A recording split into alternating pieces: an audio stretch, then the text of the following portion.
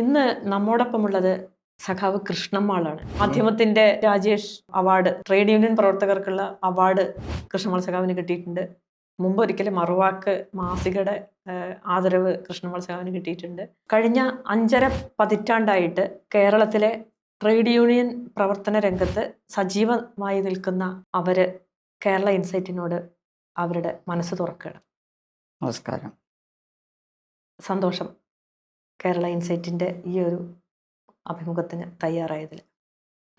എങ്ങനെയാണ് കൃഷ്ണമ്മാൾ സഖാവ് ഈ രാഷ്ട്രീയ രംഗത്തേക്കും അതുപോലെ ട്രേഡ് യൂണിയൻ രംഗത്തേക്കൊക്കെ വരുന്നത്?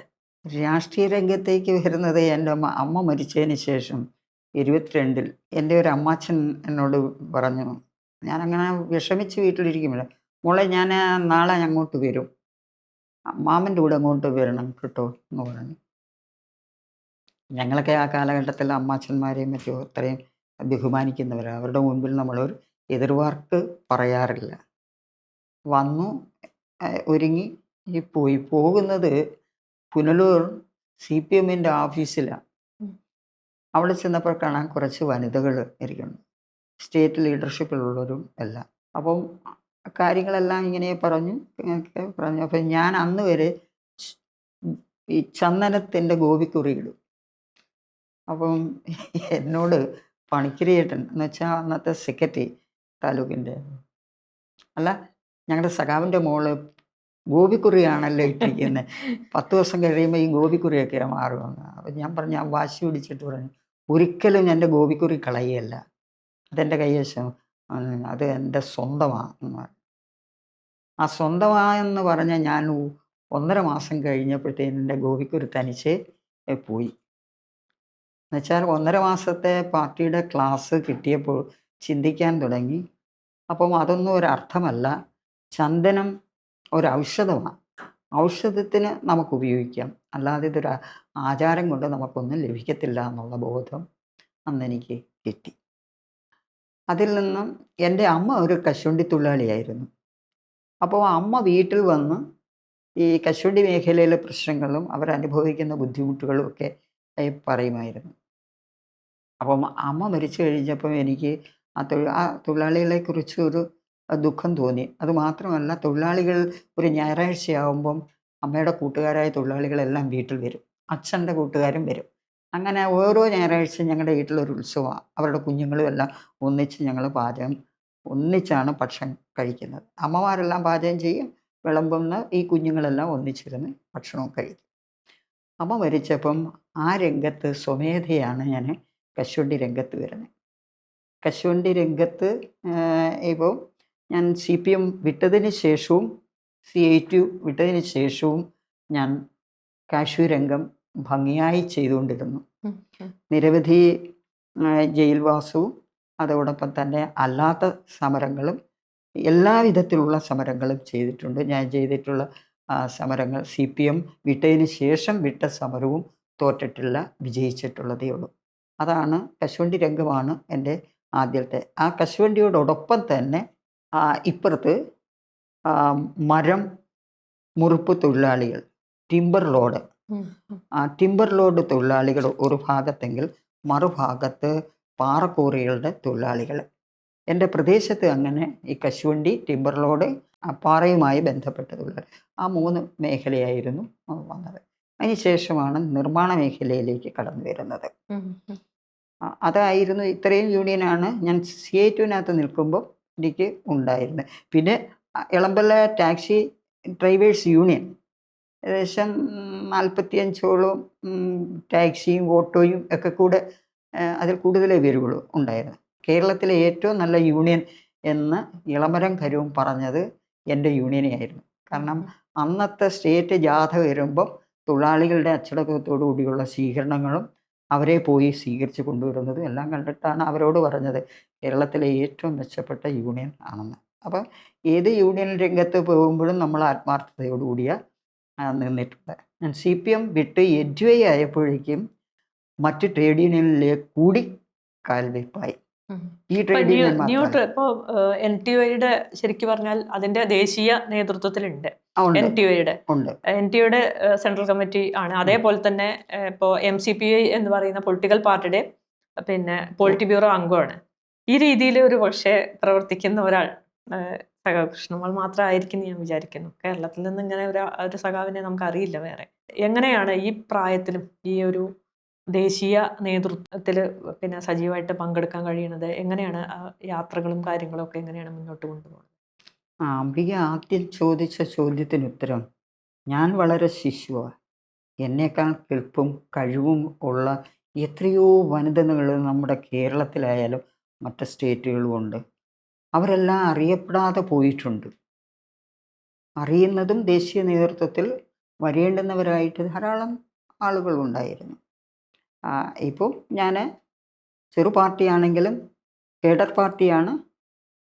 കമ്മ്യൂണിസ്റ്റ് പാർട്ടികളിൽ വെച്ചും CPM-ൻ്റെ 64 പാർട്ടി പരിപാടിയും ഭരണഘടനയും അംഗീകരിക്കുന്ന MCPI-യുടെ പോളിറ്റ് ബ്യൂറോ അംഗമാകാൻ കഴിഞ്ഞതിൽ ഞാൻ അഭിമാനിക്കുക. ഇതിൽ കൂടുതൽ എനിക്കൊരു അവാർഡ് എൻ്റെ ജീവിതത്തിൽ എനിക്ക് കിട്ടാനില്ല. ഞാൻ എങ്ങനെയാണ് ഇങ്ങനെ പ്രവർത്തിക്കുന്നത് എന്ന് ചോദിച്ചാൽ, ഒരു കമ്മ്യൂണിസ്റ്റ് പാർട്ടി വരുമ്പം ആ ആളൊരു പൊളിറ്റിക്കലൈസ് ആയിരിക്കണം, കേഡർ ആയിരിക്കണം. അവൻ ലാഭം നോക്കുന്നവർ ആയിരിക്കരുത്. അവൻ്റെ ലാഭം എപ്പോഴും അവൻ്റെ തലച്ചോറിൽ ജനാധിപത്യ വിപ്ലവ ബോധം ഉദിക്കുന്നതായിരിക്കണം.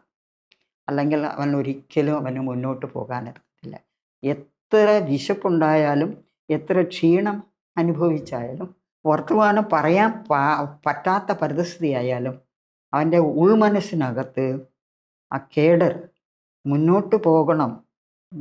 ഞാൻ ജീവിച്ചിരിക്കുന്നത് വരെ എൻ്റെ ചുറ്റുപാടിനെ നോക്കിക്കാണുന്നതും അവനെ ബോധവൽക്കരിച്ചിട്ട് ഒരു ജനകീയ വിപ്ലവത്തിലേക്ക് പോകാനുള്ള എൻ്റെ ആ ഉന്മേഷവും കഴിവും ദീർഘവീക്ഷണവും ഉണ്ടെങ്കിൽ മാത്രമേ നമുക്ക് അങ്ങനെ പ്രവർത്തിക്കാൻ കഴിയുള്ളൂ. ആകെ എൻ്റെ ഒരേ ലക്ഷ്യമേ ജനകീയ ജനാധിപത്യ വിപ്ലവം. ആരെല്ലാം അതിൽ നിന്ന് വ്യതിചലിച്ചു പോയാലും എൻ്റെ മനസ്സ് ഞാൻ അതിൽ ഉറച്ചു നിൽക്കുന്നത് കൊണ്ട് എൻ്റെ കരുത്തും ജീവനും അതായിരിക്കും. അതാണ് എനിക്കതിൽ ഉറച്ചു നിൽക്കാൻ കഴിയുന്നത്. ട്രേഡ് യൂണിയൻ രംഗത്ത് ഒരു പക്ഷേ കൃഷ്ണമോൾ സഖാവിൻ്റെ ഏറ്റവും കൂടുതൽ പ്രാധാന്യമുള്ള അല്ലെങ്കിൽ അറിയപ്പെടുന്ന ഒരു കാര്യം എന്ന് പറയുന്നത് പുനലൂരാണ് ദേശം.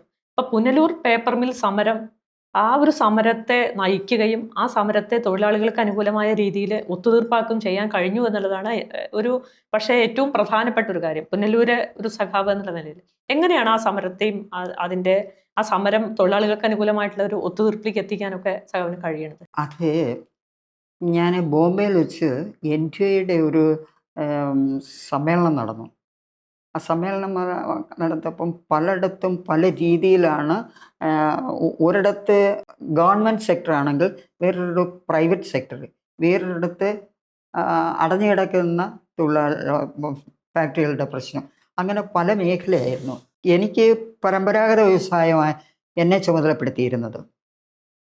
അങ്ങനെ ഇരിക്കുമ്പോഴാണ് ഞാൻ എൻ്റെ ഇടത് സൈഡിന് ഇങ്ങനെ അടഞ്ഞു കിടക്കുന്ന ഫാക്ടറികളെ സംബന്ധിച്ച് അപ്പം ഞാൻ BBC-യോട് പറഞ്ഞു, BBC ഞാൻ ഇത് നോക്കിക്കൊള്ളാം. പക്ഷേ BBC ചെറിയാൻ BBC എനിക്ക് അങ്ങോട്ടൊന്ന് പോകണം, എനിക്ക് അതൊന്ന് പുനലൂർ പേപ്പറോ, നിന്നെ ഇതിലെ ചുമതലപ്പെടുത്തിയിരിക്കുന്നത്, നീ അവിടെ പോയി അത് കണ്ട് നിനക്ക് എടുക്കാൻ പറ്റില്ലെങ്കിൽ തോറ്റുപോയാൽ നീ കരയുമോ എന്ന് ചോദിച്ചു. ഞാൻ പറഞ്ഞു ഞാൻ കരയത്തില്ല, എന്നാൽ നീ പൊക്കോളാൻ പറഞ്ഞു. ഞാൻ അവിടെ ചെന്നിരുന്നു, അതെല്ലാം കേട്ടു പഠിച്ചു. ഞാൻ അങ്ങനെ അങ്ങോട്ട് കാര്യങ്ങളെല്ലാം പറഞ്ഞു. അന്നേരം സഖാവ് D. തങ്കപ്പൻ, അന്നത്തെ അഖിലേന്ത്യാ പ്രസിഡന്റ്, അപ്പം തങ്കപ്പൻ സഖാവ് പറഞ്ഞു എല്ലാവിധമായ സഹായവും ചെയ്യാൻ നമുക്ക് ആ പേപ്പർ മിൽ തുറക്കാം. അങ്ങനെ ചീഫ് അഡ്വൈസർ സഖാവ് D. തങ്കപ്പനും യൂണിയൻ്റെ പ്രസിഡന്റ് സഖാവ് BBC, സെക്രട്ടറി ഞാനും, അതുപോലെ തന്നെ തൊഴിലാളികളുടെ രാജഗോപാൽ, അങ്ങനെ ഉള്ള കമ്മിറ്റി എടുത്ത്, ആ കമ്മിറ്റി എന്ന് പറഞ്ഞാൽ ഞങ്ങൾ മുഴുവൻ തൊഴിലാളികളെയും വിളിച്ചു. ഏകദേശം 800-850ഓളം തൊഴിലാളികൾ പങ്കെടുത്ത് യോഗത്തിൽ. അത് തുടർന്ന് 3.5 വർഷം നമ്മൾ ആ കേസുമായി ബന്ധപ്പെട്ട് പോകുമ്പോഴാണ് കോട്ടക് മഹേന്ദ്രയുമായിട്ടുള്ള ആ കേസിൽ നമ്മുടെ തൊഴിലാളി കക്ഷി ചേരുകയും തൊഴിലാളിയുടെ ഭാഗം കൂടി കേൾക്കണമെന്ന വിധിയുണ്ടായി. അങ്ങനെയാണ് ആ ഒരു ഒത്തുതീർപ്പുണ്ടായത്. അതെന്ന് പറയുന്നത് എത്ര കാലം അടച്ചിട്ടൊരു ഇതായിരുന്നു? 23 വർഷം ആകുമ്പോഴാണ് നമ്മളിത് തുടങ്ങുന്നത്. അതിൻ്റെ കാരണം എന്ന് പറയുന്നത് എൻ്റെ കുടുംബത്തുള്ളവർ തന്നെ ഏകദേശം ഒരു 100ഓളം പേരുണ്ട്. ഓ. അന്നേരം അവരെല്ലാം നല്ല രീതിയിൽ ജീവിച്ചവരാ. കുട്ടികളെല്ലാം പഠിക്കാനും മറ്റുമൊക്കെ. അപ്പം ഈ ഫാക്ടറി അങ്ങ് അടഞ്ഞു പോയപ്പോൾ അന്യാധീനപ്പെട്ട് എല്ലാവരും മുരടിച്ച് നിൽക്കുക. എന്ത് ചെയ്യണമെന്നറിയാതെ. അങ്ങനെയാണ് എനിക്ക് അത് ഏറ്റെടുക്കണം എന്ന് തോന്നിയത്. എന്നാൽ അതുപോലെയാണ് ഒരു മേഖലയാണ് ആ, മ- ജില്ലാ ടൂറിസം പ്രൊമോഷൻ കൗൺസിൽ.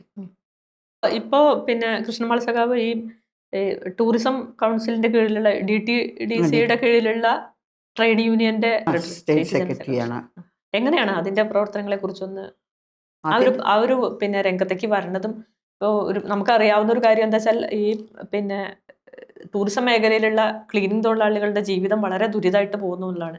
ആ സമയത്താണല്ലോ എങ്ങനെയാണ് അതെ, പിന്നെ സഖാവ് അത് ഏറ്റെടുത്തത്? കാസർഗോട്ടെ തൊഴിലാളികൾ ഇങ്ങനെ വിഷമിച്ച് ബേക്കൽ പോർട്ടിലിരുന്ന് ഇനി എന്ത് ചെയ്യണമെന്ന് അറിയാലോ, അവരെ പിരിച്ചുവിടുകയും അവർക്ക് ശമ്പളം കൊടുക്കാതെ പിരിച്ചുവിടാൻ. അപ്പോഴാണ് സഖാവ് സത്യനാരായണൻ സാറ് ഇലക്ട്രിസിറ്റിയുടെ ട്രാൻസ്ഫറായി ഇവിടെ വരുന്നത്. സാറ് ഇവരെ കാണുകയും അന്വേഷിക്കുകയും ചെയ്തിട്ട് എന്നെ ബന്ധപ്പെടാൻ പറഞ്ഞു. അങ്ങനെയാണ് ഞാൻ അവരെ ബന്ധപ്പെടുന്നത്. അപ്പോൾ സാറും ഞാനും കൂടെ ആ കാര്യങ്ങളെല്ലാം ആലോചിക്കുകയും അങ്ങനെയാണ് സ്റ്റേറ്റ് ലെവലിൽ ആ കൺവെൻഷൻ നടത്തുകയും ഒരു യൂണിയൻ ഉണ്ടാക്കുകയും ചെയ്ത്. അഡ്വക്കേറ്റ് പ്രതാപ് സിംഗ് പ്രസിഡൻറ്റും ഞാൻ സെക്രട്ടറി ആയിട്ടുള്ള ഒരു കോർഡിനേഷൻ കമ്മിറ്റിയാണ് വരുന്നത്. അത് കുറച്ച് കഴിഞ്ഞപ്പോഴത്തേന് ഈ ഇരിക്കുന്ന അംബിക തന്നെ അതിൻ്റെ ജോയിൻറ്റ് സെക്രട്ടറിയായി മാറി. നമുക്കൊരിക്കലും മറക്കാൻ കഴിയത്തില്ല. കോഴിക്കോട് ഞങ്ങൾ പോകാത്ത ഒരു മേഖലയില്ല, മലപ്പുറം ഞങ്ങൾ പോകാത്ത ഒരു മേഖലയില്ല, കാസർഗോഡ് പോകാത്തയില്ല. വണ്ടാനം മെഡിക്കൽ കോളേജിലെ സമരം അന്ന് മുതൽ നമ്മൾ എടുത്തിട്ടുള്ള തീരുമാനങ്ങളിൽ അവർക്ക് യൂണിഫോം വാങ്ങുന്നതിന്, അവരുടെ ശമ്പള പരിഷ്കരണത്തിന് ഒക്കെ നമ്മൾ വെച്ചിട്ടുള്ള ചില ഡിമാൻഡുകളെല്ലാം നടന്ന് വണ്ടാനം PFI, ESI അങ്ങനെയുള്ള അതെ, കുറേ അതിനുള്ള പെൻഷൻ. വെരിഫിക്കേഷൻ നടന്നു. പക്ഷെ അത് 21 കൊറോണയായി പോയി. അപ്പോൾ പിന്നീട് അത് നിന്നുപോയി. ഇനി നമ്മൾ വീണ്ടും ഇടണം. വണ്ടാനം മെഡിക്കൽ കോളേജിൽ അവർ സ്ഥിരപ്പെട്ടില്ലെന്നേ ഉള്ളൂ. ബാക്കി എല്ലാ ആനുകൂല്യങ്ങളും അവർക്ക് മേടിക്കാൻ കഴിഞ്ഞു. അവരുടെ അരിയർ ശമ്പളം 50,000 രൂപ വരെ കിട്ടിയവരുണ്ട് അതിനകത്ത്. അങ്ങനെ ആ മേഖല ഇന്ന് നിറഞ്ഞു നിൽക്കുകയാണ്. പക്ഷേ അവർക്ക് ഉള്ള ന്യൂനതകളാണ് അതിനകത്തുള്ളത്. പല ജില്ലയിലും പല രീതിയിലുള്ള വിവേചനമാണ് നടക്കുന്നത്. ജോലി സമയത്തിൻ്റെ കാര്യത്തിൽ അവർക്ക് ലീവ് കൊടുക്കുന്നത്, ചില ജില്ലയിൽ ലീവേ ഇല്ല. അങ്ങനെ പല കാര്യങ്ങളിലും പല ജില്ലയിലും പലതാണ്. യൂണിഫോമിൻ്റെ പൈസ മേടിച്ചാൽ ഒരു യൂണിഫോം കൊടുത്ത് 2 ജോഡിയാണ് കിട്ടുന്നത്. ചിലർക്ക് ഒരു യൂണിഫോം കൊടുത്തിട്ട് നിർത്തും. എന്നാൽ യൂണിഫോം പെൻഡിങ് കിടക്കുന്ന ജില്ലയുണ്ട്. 2 വർഷവും 3 വർഷവും പെൻഡിങ് കിടക്കുന്ന ജില്ലയുണ്ട്. അരിയർ ശമ്പളം കൊടുക്കാതിട്ടേക്കുന്നുണ്ട്. മലപ്പുറത്താണെങ്കിൽ അരിയർ ശമ്പളം കൊടുത്തിട്ടില്ല. ഈ 16 മാസത്തെ അരിയർ ശമ്പളം കൊടുത്തിട്ടില്ല. പാലക്കാട് അരിയർ ശമ്പളം കൊടുത്തിട്ടില്ല. ഇങ്ങനെ പല എന്നാൽ പല ജില്ലയിലും പല വിധത്തിലുള്ള ന്യൂനതകളുണ്ട്. കുടുംബശ്രീ മിഷനിൽ ചേർത്തിട്ട് ഇവർക്കുള്ള ശമ്പളം കൊടുക്കുന്നതിൻ്റെ ഫലമായിട്ട് കുടുംബശ്രീ മിഷനിൽ ഉണ്ടാകുന്ന എല്ലാ തിക്തഫലവും ഇവർ അവരുടെ ADS മുഖാന്തരം അവർക്ക് കൊടുക്കുന്നത്. ADS തിരഞ്ഞെടുപ്പിന് പോയാൽ ഇവർക്ക് ശമ്പളം പിന്നെയും പോവും. പിന്നെ അവർ കല്യാണത്തിന് പോയാൽ പിന്നെയും ഇവരുടെ താമസിക്കും. അങ്ങനെ 1, 2, 3 മാസം അങ്ങനെ പോയിട്ടുള്ളതും ഉണ്ട്. അപ്പോൾ നമ്മുടെ ഡിമാൻഡ് എന്ന് പറയുന്നത് അവർക്കുള്ള ശമ്പളം ഏത് ഡിപ്പാർട്ട്മെൻ്റാണോ ഈ തൊഴിലാളി എടുത്തിട്ടുള്ളത് ആ ഡിപ്പാർട്ട്മെൻറ്റിൻ്റെ കൊടുക്കണം. ടൂറിസം ആണെങ്കിൽ ടൂറിസം, ISR ആണെങ്കിൽ ISR, അല്ലെങ്കിൽ ട്രാൻസ്പോർട്ട് ആണെങ്കിൽ ട്രാൻസ്പോർട്ട്, ഏതാണോ അവർ കൊടുക്കണം. 2 വർഷക്കാരെ സ്ഥിരപ്പെടുത്തണമെന്നുള്ളതാണ് നമ്മുടെ ആവശ്യം. 2 വർഷം കഴിഞ്ഞാൽ അവരെ ഇനി സ്ഥിരപ്പെടുത്തണം. അതോടൊപ്പം തന്നെ 2 വർഷക്കാരെ സ്ഥിരപ്പെടുത്തണമെന്ന് മാത്രമല്ല, അവർക്ക് മിനിമം വേജ് 21,000 രൂപ കൊടുക്കണം. എത്രയാണ് കിട്ടിക്കൊണ്ടിരിക്കുന്നത്? അവർക്ക് ഇപ്പോഴത്തെ നമ്മൾ വലിയ പ്രശ്നങ്ങളൊക്കെ ഉണ്ടായി. ഇപ്പം 50 രൂപ ഡെയിലി കൂട്ടി. അങ്ങനെ 15,000 രൂപയുള്ളൂ. അംബിക ജോയിന്റ് സെക്രട്ടറി ആയിട്ടിരിക്കുമ്പോൾ നമ്മൾ സെറ്റിൽമെന്റ് അന്ന് പറഞ്ഞത് നമുക്ക് 15,000 എന്ന് പറഞ്ഞു. പക്ഷേ ആ 15,000 കിട്ടിയില്ലായിരുന്നു. ഇപ്പോഴാണ് 15 വന്നത്. ആദ്യം 7,000 കൂട്ടിത്തരാമെന്ന് പറഞ്ഞാൽ ആ 7,000-ന് വേണ്ടിയിട്ട് വീണ്ടും 3 വർഷം നമ്മൾ നീണ്ടുകയാണ്. അങ്ങനെയാണ് കൊടുക്കാമെന്ന് പറയും, പക്ഷേ പിന്നെ നീട്ടിക്കൊണ്ടു.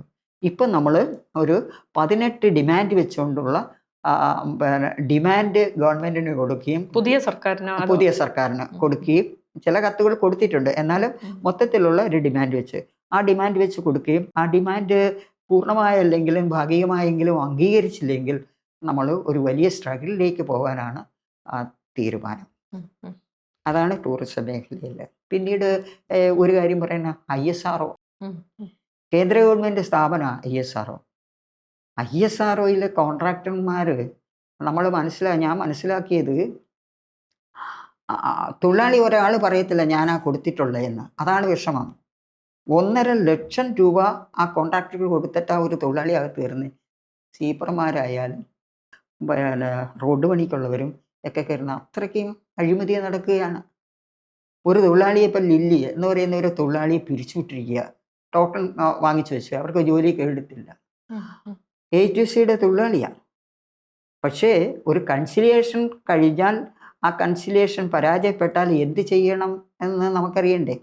കോടതിയിൽ പോകാൻ ലേബർ കോടതിയിലാണെങ്കിലും ആ കോടതിയിലെ കൺസിലിയേഷൻ വിജയിച്ചില്ലെങ്കിൽ സമരമാർഗങ്ങളോട് വേണ്ടേ?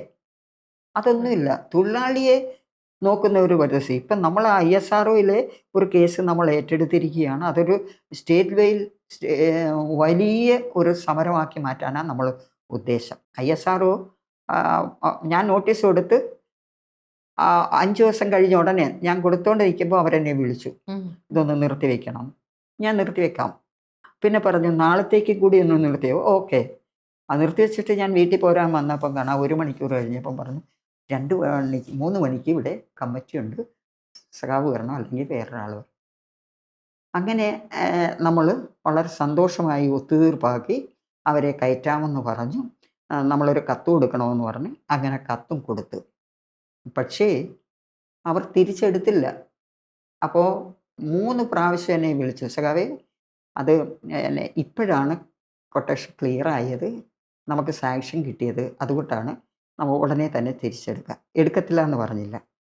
എന്ന് വെച്ചാൽ അവിടെ നിലവിലിരിക്കുന്ന യൂണിയൻകാർക്ക് ഇത്രയും പെട്ടെന്നൊരു കൺസിലിയേഷൻ, ഒരു യൂണിയനുമായി കൺസിലിയേഷൻ നടത്തി ആ ആളിനെ അകത്ത് കയറ്റിയത് അവർക്കൊരു ബുദ്ധിമുട്ട്.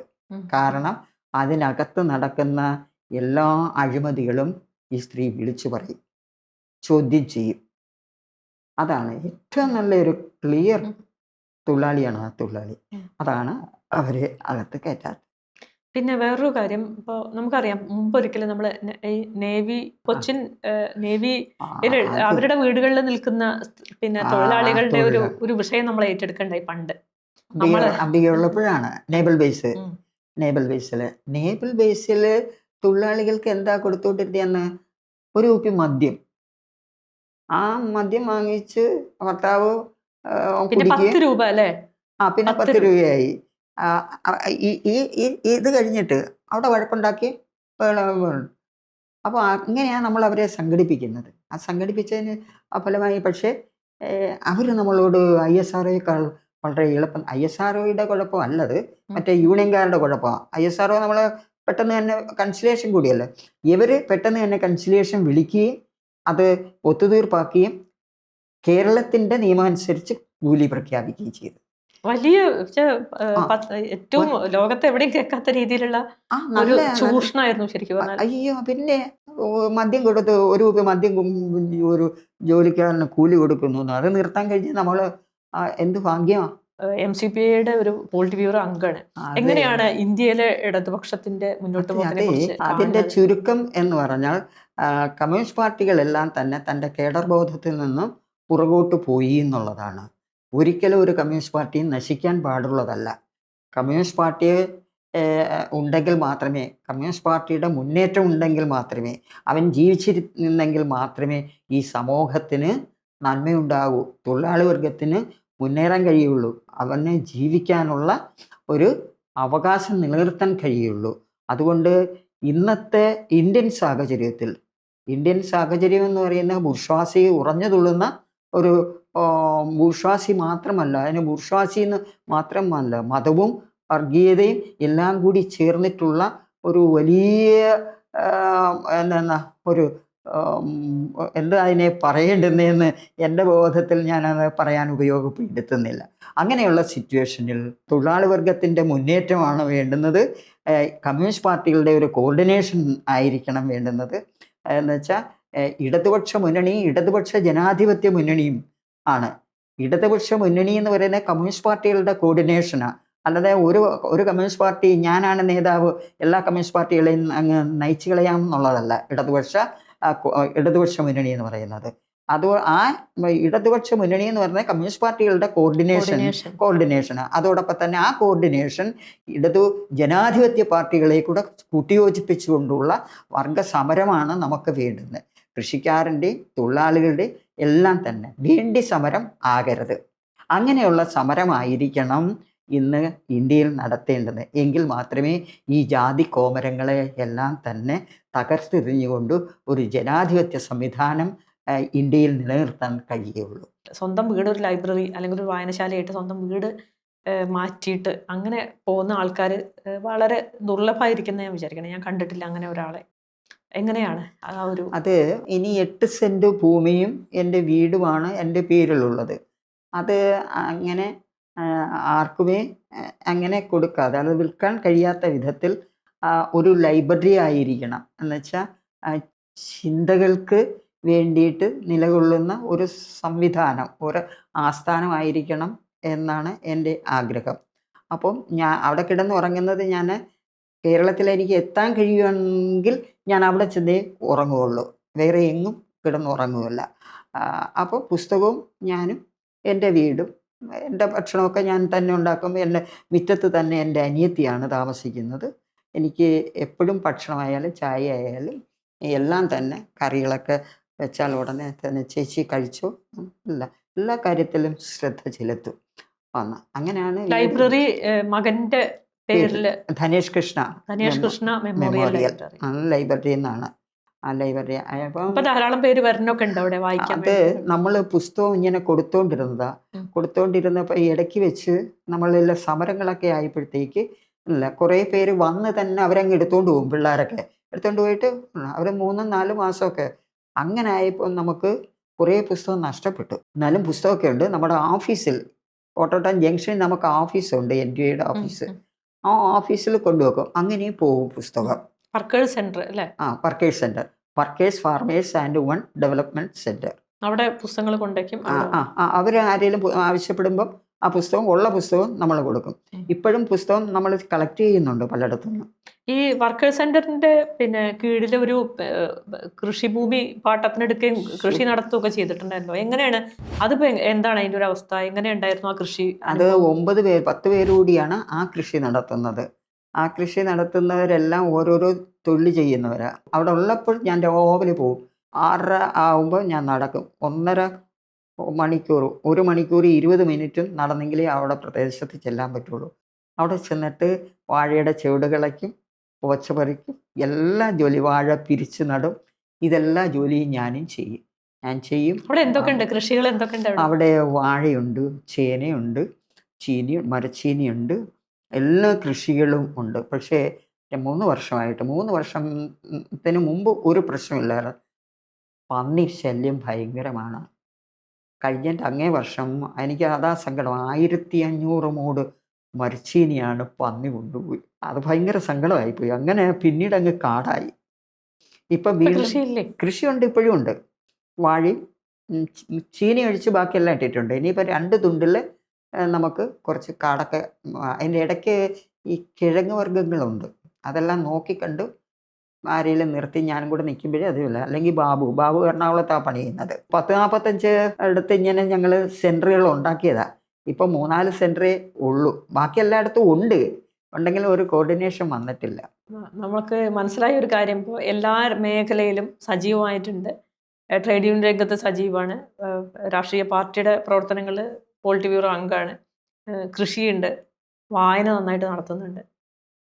ഇങ്ങനെയൊക്കെ പോകുന്ന കൃഷ്ണമൽ സഖാവിനെ നിശബ്ദമായിട്ട് എന്ന് വേണമെങ്കിൽ പറയാം, ഇങ്ങനെ മുഴുവൻ സമയ പ്രവർത്തനമായിട്ട് ട്രേഡ് യൂണിയൻ രംഗത്ത് പോകുന്ന കൃഷ്ണമൽ സഖാവിന് തുടർന്നും നന്നായിട്ട് മുന്നോട്ട് പോകാനാവട്ടെ എന്ന് ആശംസിക്കുന്നു. കേരള ഇൻസൈറ്റിൻ്റെ ഇത്രയും സമയം കേരള ഇൻസൈറ്റിന് വേണ്ടി നീക്കി വെച്ചതിൽ സന്തോഷം, സ്നേഹം.